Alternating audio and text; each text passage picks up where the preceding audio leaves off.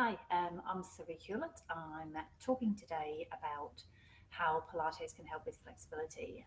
One of our gorgeous clients came in this morning and she was talking about how it's taken her a while to get her head around how to move well.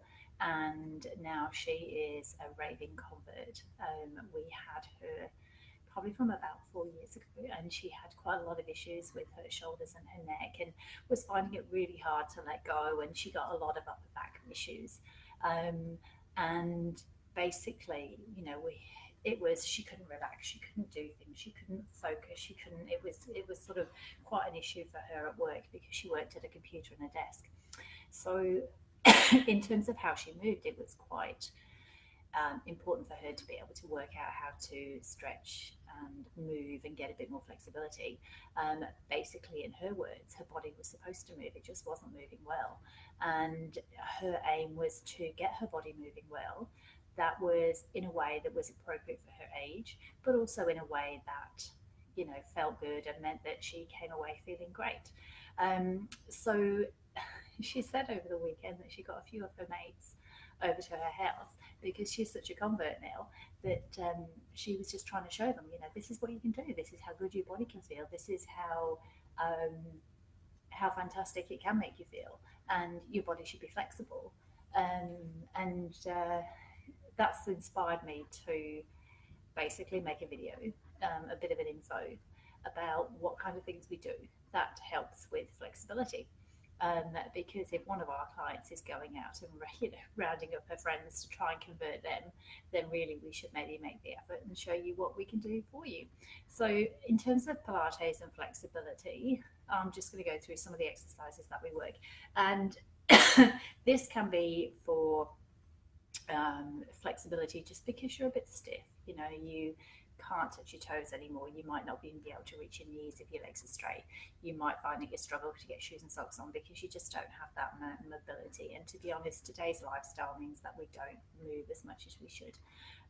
So I'm just going to go through a couple of things that show you how Pilates works with flexibility. And as I do them and as I demo them, I'll obviously talk you through what we're doing and how we're doing it. Um, from a Pilates instructor point of view, a lot of these exercises are stuff that, especially on the reformer, we do reformer group classes, which is fitness based, and we do them there. Some of the other stuff we do is obviously what we call clinical Pilates, and that means that as a physio, we guide you through and we're working with you with specific issues. So that will tend to be a little bit more hands-on, a little bit more specific to what you need because we're addressing a specific problem with you. Where, like I say, things like the reform classes, mat classes, they tend to be group-based classes that you run through with our instructors. So, excuse me, from a flexibility point of view, I'm just going to go through initially how we can help things like hamstrings and how we can help hamstring flexibility, but then also if you're a little bit stiff and achy in your back as well and you just don't have that movement, a little bit about how to do that. So if I just move around to our reformer here, this is basically what we would call a reformer. It's a machine with some springs and a platform that moves.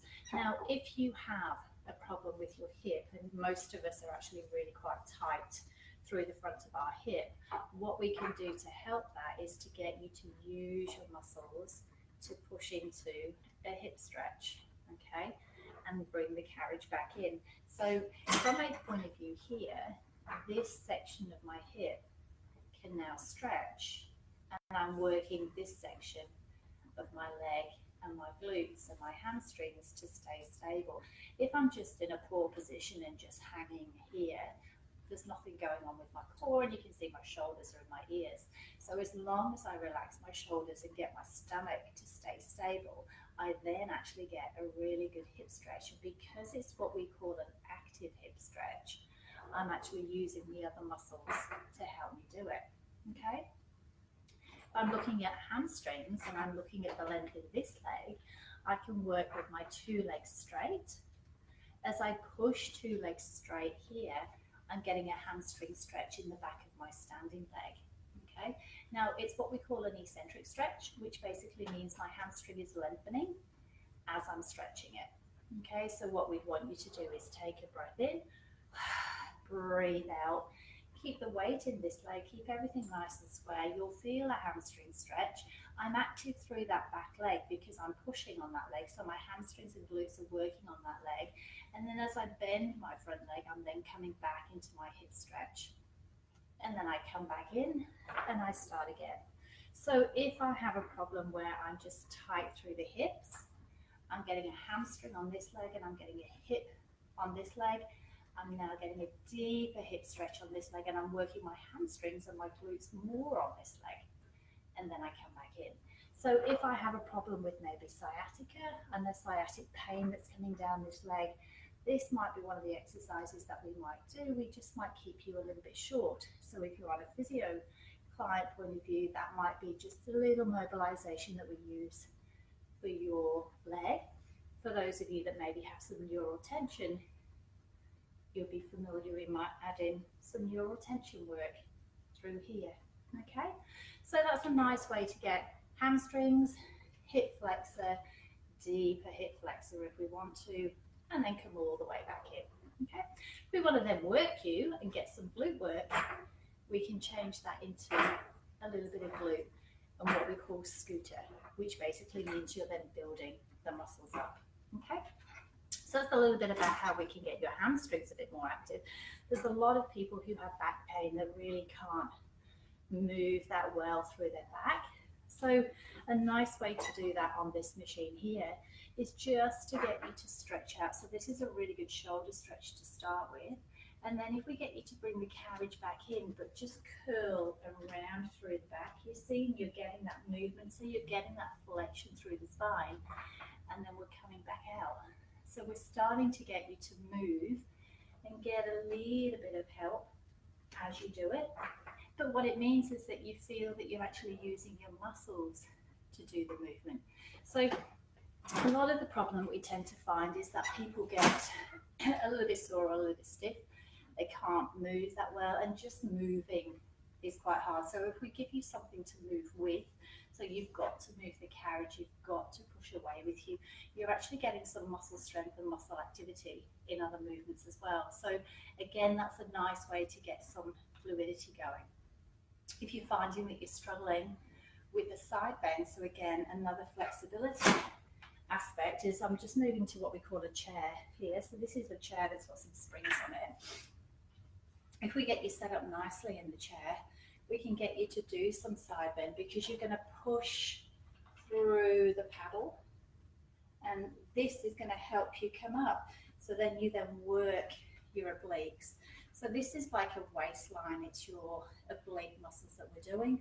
You're getting a really good stretch. As long as you're not here, you're going to get a really good stretch through your QLs. You reach and you move.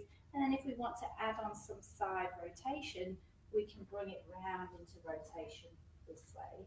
So from a physio point of view, really good if people are struggling with that type of movement, and we can mobilize your spine a little bit as you move. So you're learning the movement, you're strengthening the muscles into that movement, but we're also helping facilitate you into that movement. If you're in mat classes and like reformer classes, it would be your traditional mermaid exercises that we'd be doing with you. That again is working into some stretch, improving your flexibility, and then also making you feel that you're actually working to keep that flexibility because your muscles are being strengthened in the new range. Okay, I'm going to move on to a roll down. So a traditional roll down in a mat class is you're standing nice and still, you're straight on, and we're doing a curl, you roll down, and we curl and roll back up. So the idea is that you breathe out and each vertebra in your body is rolling as you move down, and then as you curl up, we're unstacking each vertebra and coming back up to your standing position. Okay, so that's sort of a basic roll down. You can obviously see as you're curling, you're getting some core work and activation, and as you're moving, you're then getting some length that's coming in through your hamstrings. You're using your hamstrings and strengthening them and using your core to improve and stack up. So very, very good for lumbar and flexion through the upper back, but also for some length through your hamstrings as well. If we're using something like the chair, what we're doing is we're just adding on a bit of resistance. So my hands will come to the paddle on the chair, and as I curl, I'm getting a little bit of resistance as I move. And obviously my head would be down at that point, but I'm getting some resistance to then change and stack back up. So what we're doing is making sure that using the resistance of the paddle, we actually get a little bit more movement through the chest. There's harder ones that we can do as well. So if I'm wanting to do a little bit more, I can actually do it the opposite way on, where I'm scooped and I'm letting the chair come up to me, and then I'm bringing it back down. So there's a lot of exercises that we can increase and get that to move a little bit more for you. And then some of the more basic stuff that we can use to help is just using other bits of equipment like this barrel, where we get you to stand, and then we can do a hamstring stretch. Okay, so traditionally what people do as a hamstring stretch is this, and then curled, and then what's happening is you're just stretching your lower back. So what we'll teach you to do is stand up and think about bringing the hip back into the hip socket so you're nice and upright. So then what happens is your hamstring stretch is pure, as opposed to it being a lower back stretch, because you want to make sure you're isolating it. And obviously we can change the focus onto which bit of your hamstring we want to stretch. We can turn that into an inner thigh stretch. We can turn that into either a quad or a hip flexor stretch, depending on where your line is here. And then obviously we can change that into flexibility work for your glutes. Okay, and we can bring your weight forward or change the position of your foot depending on what we want you to do. So from a movement point of view and from a flexibility point of view, there's obviously a whole heap of things we can do. Probably a lot of people don't know a lot about what we do in terms of exercise and how that can help. But you know, at the end of the day, if you are stiff and you are scared of moving, or you're finding that you've lost a little bit of flexibility, that is really, in a nutshell, just a couple of quick examples about how it can help. Because when you're looking at how Pilates works, it works because we're trying to get you to move in a way that is working. So how clinical Pilates is a little bit more effective is if I can't move into a side bend because my QL is tight, or I'm finding, you know, it's getting sore because my quadratus lumborum, is your QL, is tight and my joints are a little bit stiff, then what I'd want to do is, as a traditional physio, we'd mobilize your joints and we'd get them moving.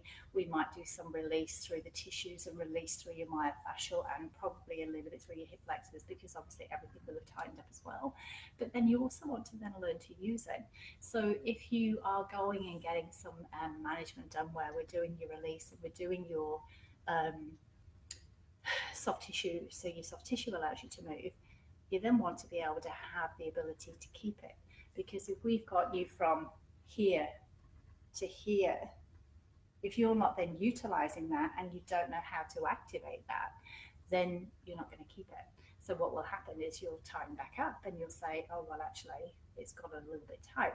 So if I use the example of the chair again, if it's my left QL that was tight here, and I've mobilized it and I've stretched it and I've worked over, and this side here has been loosened up, then I'm going to learn to use it by coming into that range here and back up, because physio-wise I've given you that range, and what I want you to then do is learn to use that range. And then your homework might be that between the commercial breaks you do some side bends, or it might be that you reach forward on a cabinet and you're changing. So it might be that we've got you reaching on your work surface and turning your feet left, so you still maintain that stretch. So in terms of flexibility, in terms of moving wise, that's how we increase range. So if you can't bend your, if you can't touch your toes, and we're doing some roll downs with you, we're trying to work out how to get you there. We could do some lengthening work through your lower back and get you a little bit further down past your knees, and then you've learned how to then maintain it. Because again, if you haven't used that range before, your muscles aren't used to doing it, so your muscles will find that they can't then maintain it for you. You need to do something to teach those muscles what to do. So hopefully that's given you a little bit of an insight into what we do here. Obviously, I've been a little bit more specific to hamstrings, lower back, side bends, and just giving you a bit of a quick overview of a couple of the exercises we do. In terms of Pilates and Pilates repertoire, there's 300 exercises plus and umpteen variations of all those exercises. So it's not a one size fits all option. What we're looking at is, what's your issues? What do you need help with? Is there anything that we need to focus on? If things are stiff, where are they stiff from? Is the stiffness that you can't reach your toes? So if I come back out over here, if you can't get past here, is the problem because you've got the back range but your hamstrings stop you? Or is the problem you've got the hamstring range but the back doesn't curl any further? So you need to sort of know what it is that's stopping what you've got, or basically what's stopping the movement, what it is that the tightness is coming from, because that's the only way that you'll effectively manage it. So yeah, any questions or what have you, feel free to post, or if you want to flick us an email, it's info@thecoreexpert.com. Or you can email, like I said, post below, and we'll hopefully answer any questions you may have. But flexibility is one of the big things that you do gain with Pilates. We're looking at working things into length. So you'll notice whenever we teach, everything is reach longer, reach higher, grow taller. It doesn't tend to be compressive and try to keep you short. It's all about getting the muscles and the tissues to stretch and work, add a little bit of length, which is then how you obviously gain your flexibility. All right, thanks for watching. Flexibility and Pilates.